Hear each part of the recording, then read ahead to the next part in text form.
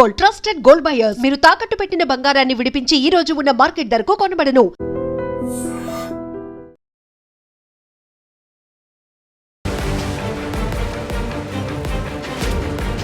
నమస్కారం, welcome to I dream media. నేను మీ సంగీత. 15 లక్షల రూపాయల భరణం కోరిన భార్య, నేను చెల్లించే సిచ్యువేషన్లో లేను అంటూ ఉద్యోగాన్నే వదిలేసిన భర్త. ఒక్కసారి కనుక మనం ఈ కేసు వివరాల్లోకి వెళ్ళినట్లయితే, కెనడాకు చెందిన ఒక వ్యక్తి సింగపూర్లో సీనియర్ ఎగ్జిక్యూటివ్గా వర్క్ చేస్తూ ఉన్నాడు. అతనికి సంవత్సరానికి 6 కోట్ల రూపాయల జీతం అనేది రావడం జరుగుతుంది. అయితే ఈ పక్షంలో భార్యాభర్తలు పెళ్లి చేసుకున్న తర్వాత కొన్ని కారణాల వల్ల కూడా ఇద్దరు విడిపోవాలని నిశ్చయించుకున్నారు.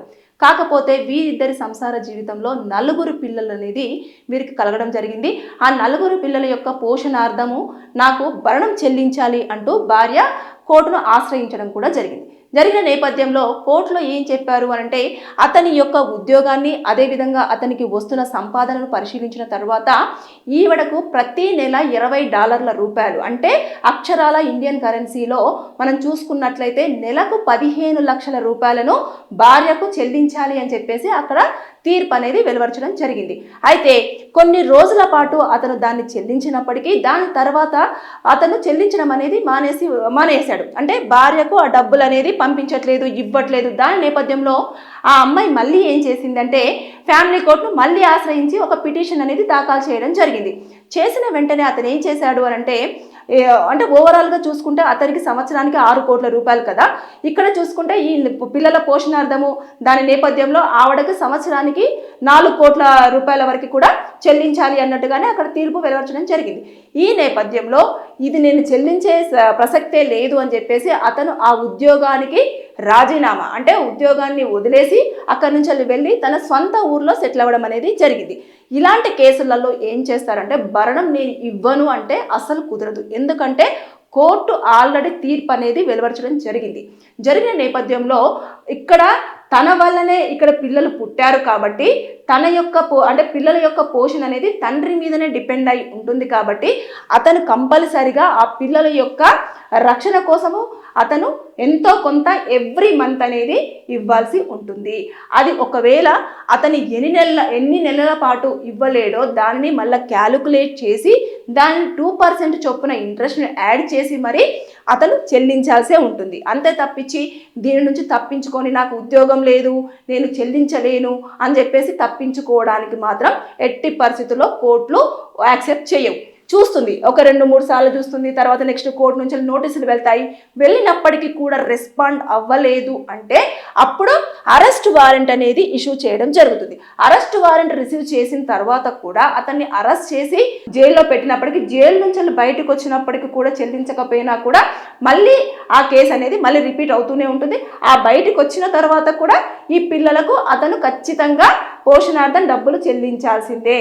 ఎక్కడ కూడా తప్పించుకోవడానికి లేదు. ఒకవేళ అతను దీన్ని సవాల్ చేస్తూ హైకోర్టుకు వెళ్ళాడు అనుకోండి, హైకోర్టు నుంచి వెళ్ళి కూడా అంటే దాని ప్రకారంగా ఆ కంట్రీ బేస్ చేసుకొనే మనకు ఎట్లాగైతే లోకల్ కోర్టు ఉంటుంది, హైకోర్టు ఉంటుంది, సుప్రీంకోర్టు ఉంటుందో సేమ్ యాజ్ ఇట్ ఈస్గా అక్కడ కూడా కోర్ట్స్ అదే విధంగా వారి ఫ్యామిలీ కోర్టు ఉంటుంది, తర్వాత అడిషనల్ కోర్టు ఉంటుంది, దాని తర్వాత నెక్స్ట్ ఫర్దర్ కోర్ట్స్ ఉంటాయి. కాబట్టి అక్కడికి వెళ్ళేసి వాళ్ళు చెప్పుకున్న తర్వాత ఒక్కసారి కోర్టు డిసైడ్ చేసింది అంటే ఖచ్చితంగా ఫాలో అవ్వాల్సిందే. లేని పక్షంలో అతను ఎక్కడో ఉంటే నన్ను పట్టుకోలేరు, నన్ను ఏమీ చేయలేరు అంటే కుదరదు. ఒకవేళ అరెస్ట్ వారెంట్ ఇష్యూ చేసినారనుకోండి, ఇక్కడున్న పోలీసులు అక్కడున్న పోలీసులతో మాట్లాడి ఆ ప్లేస్లో ఉన్న స్టేషన్కు కాంటాక్ట్ అయ్యి అతన్ని వీరు అదుపులోకి తీసుకొని అరెస్ట్ చేసి తీసుకొని రావడం అనేది జరుగుతుంది. కాబట్టి చాలామంది ఏముందిలే కోర్టు పట్టించుకుంటుందా, చూస్తుందా, ఇవన్నీ చెప్తూ ఉంటారు కదా.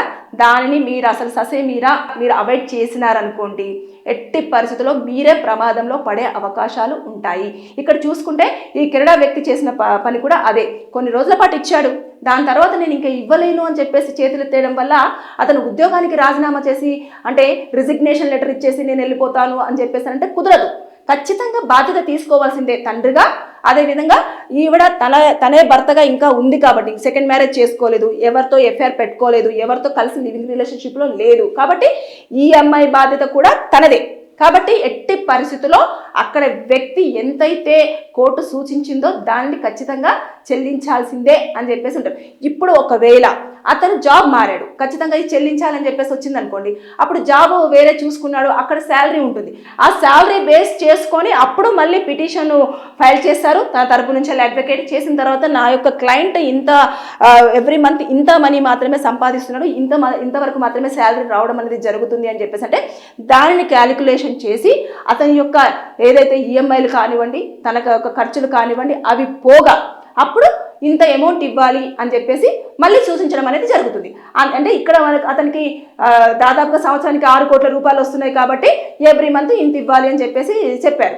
కాబట్టి దాని నేపథ్యంలో ఇప్పుడు ఒకవేళ జాబ్లో జాయిన్ అయినా లేదంటే అతను ఏదైనా ఇంట్లో కూర్చున్నా కూడా అతని తరపున ఏమైనా ఆస్తిపాస్తులు ఉన్నాయా, ఒకవేళ అతని పేరు మీద ల్యాండ్ కానివ్వండి, ఇల్లు కానివ్వండి, ఏదైనా ప్రాపర్టీ ఉంది అని అంటే దాని విషయంలో సేల్ చేయడమో లేదు అనుకుంటే దానిని వీళ్ళ పేరు మీద రాయడమో ఇలాంటివన్నీ కూడా కొన్ని కేసులలో కూడా తీర్పులు వెలువరచడం అనేది జరుగుతుంది. ఎందుకంటే ఎవరైతే పార్టీ ఉంటారో ఇటు వైఫ్ వేసింది కాబట్టి భరణం కోసం అని చెప్పేసి ఆవిడ దానిని చూపిస్తూ అంటే ఇతని పేరు మీద ఇన్ని ఆస్తులు ఉన్నాయి, ఇంత ప్రాపర్టీకి వారసుడితను అని చెప్పేసి కనుక చూపించారనుకోండి, ఖచ్చితంగా తండ్రి పేరు మీద ఉన్న దాంట్లో ఖచ్చితంగా పిల్లలకి ఉంటుంది కాబట్టి దాన్ని బేస్ చేసుకొని ఇక్కడ వీరి పైన కూడా రాపించడమో అంటే మైనారిటీ తీరేంత వరకు ఒక గార్డియన్ పెట్టేసి దాన్ని వారి పేరు మీద రాపిస్తారు.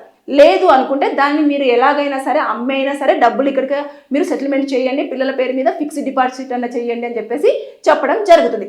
ఇన్ని రకాలుగా కూడా ఒక కేసు నుంచి రకరకాలుగా అంటే వారు వేసే పిటిషన్ మీద డిపెండ్ అయి ఉంటుంది. అంటే ఇక్కడ 15 లక్షల రూపాయలు నేను ఇవ్వాలా, అసలు ఉద్యోగమే లేకపోతే ఇవ్వాల్సిన అవసరం లేదు అని ఆ వ్యక్తి అనుకున్నాడు. కానీ అలా కాదు, ఇలాంటి వేస్ కూడా ఖచ్చితంగా కోర్టులో ఆర్గ్యుమెంట్లో వస్తాయి, వచ్చినప్పుడు ఖచ్చితంగా ఇవన్నీ కూడా పాటించాల్సి ఉంటుంది. దయచేసి ఎప్పుడైనా సరే భరణం ఎగ్గొట్టే ప్రయత్నం మాత్రం చెయ్యొద్దని చెప్పేసి నేను ఈ వీడియోలో ప్రతి ఒక్కరికి హెచ్చరించడం జరుగుతుంది. Thank you.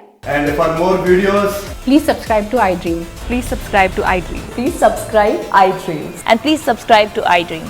For more videos, subscribe to iDream. please like, share and subscribe to the channel. Congratulations, iDream. Subscribe to iDream. Subscribe to iDream. So subscribe to iDream Media. iDream team andarki huge congratulations. Please subscribe iDream Media. Please subscribe to iDream. Subscribe iDream. Please subscribe to iDream. iDream అంటే నా కళల ఛానల్ను subscribe చేసుకున్న నోరు తిరుగుతలేదు, మీరైతే గంట గుర్తు కొట్టండి. For more such videos, please subscribe to iDream. Subscribe to iDream. Please subscribe to iDream. Please subscribe iDream Media. Please do subscribe to iDream. Please subscribe to iDream Media. For best entertainment and information, please subscribe iDream. And don't forget to subscribe to iDream.